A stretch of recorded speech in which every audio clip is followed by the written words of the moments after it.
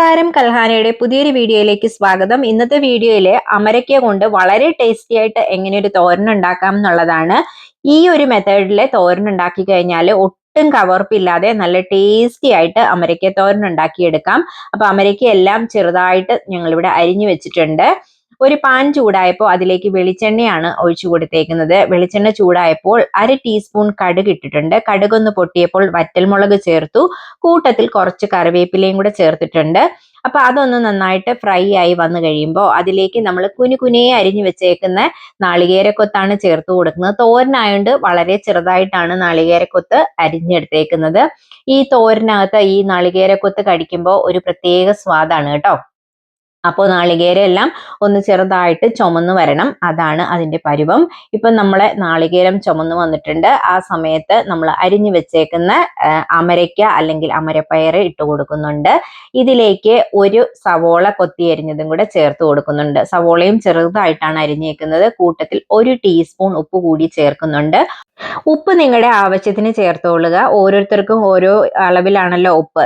അപ്പോൾ എല്ലാം കൂടെ ചേർത്തിട്ട് നമ്മൾ നന്നായിട്ട് ഇതൊന്ന് മിക്സ് ചെയ്ത് കൊടുക്കണം. മിക്സ് ചെയ്ത് കൊടുത്തിട്ട് നമ്മൾ ഇതിനി ഒന്ന് മൂടി വെച്ചാണ് വേവിക്കാൻ പോകുന്നത്. ഇതിലേക്ക് ഒട്ടും വെള്ളം ചേർക്കുന്നില്ല കേട്ടോ. ഈ ആവിയിലാണ് ഇനി ഇത് വെന്ത് വരണ്ടേ.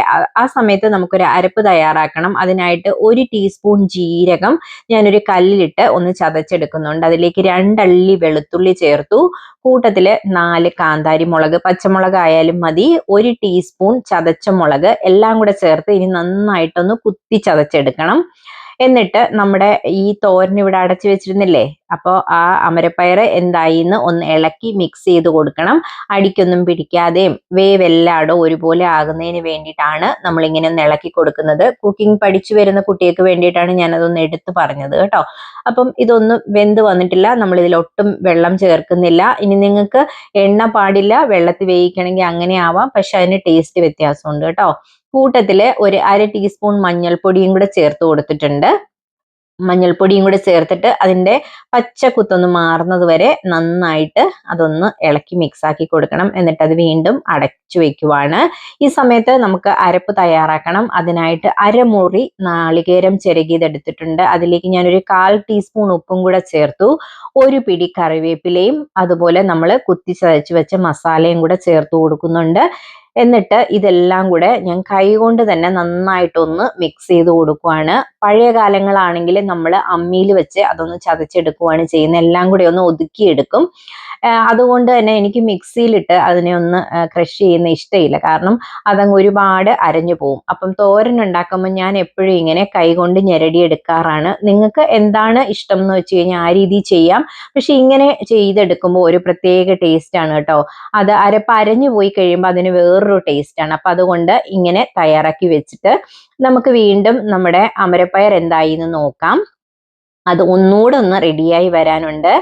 കാരണം നമ്മൾ വെള്ളം ഒന്നും ചേർക്കാത്തതുകൊണ്ട് കുറച്ച് സമയം എടുക്കും അതൊന്ന് വെന്ത് വരാനായിട്ട്. അപ്പൊ വീണ്ടും മൂടി വെച്ച് വേവിച്ചു. എന്നിട്ട് നമ്മൾ തുറന്ന് നോക്കിയപ്പോൾ അത് റെഡിയായി വന്നിട്ടുണ്ട്. ആ സമയത്ത് നമ്മൾ തയ്യാറാക്കി വെച്ച അരപ്പ് ഇതിലേക്ക് ചേർത്ത് കൊടുക്കുവാണേ. അതെല്ലാം അതിലേക്ക് ചേർത്ത് കൊടുത്തിട്ട് അതൊന്നുകൂടെ ഒന്ന് മൂടി വെച്ച് ആവി കയറ്റണം. ഒരു 2 മിനിറ്റ് ഒന്ന് ആവി കയറ്റി എടുക്കണം.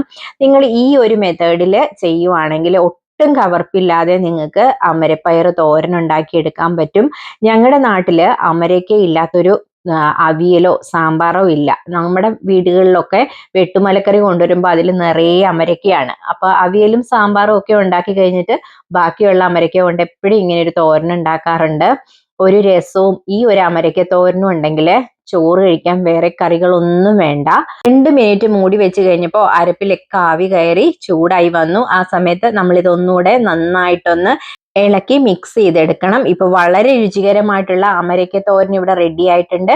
അപ്പൊ എല്ലാവരും ഒന്ന് ഉണ്ടാക്കി നോക്കിയിട്ട് ഫീഡ്ബാക്ക് അറിയിക്കണം. Thank you.